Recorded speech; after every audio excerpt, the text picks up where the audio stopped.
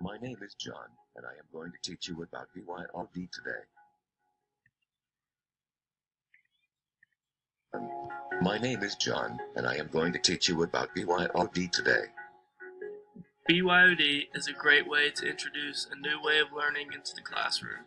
Today, I'm going to tell you about some of the pros and cons of implementing it in K through 12 classrooms across the nation.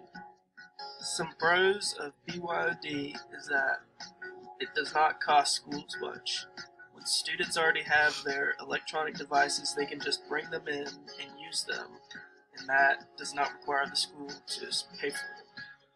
Another pro of BYOD is that it gets students excited.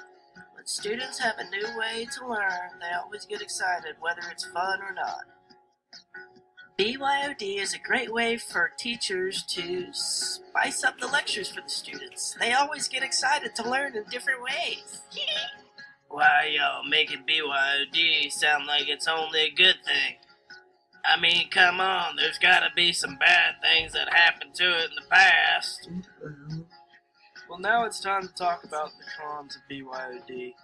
The first would be cheating.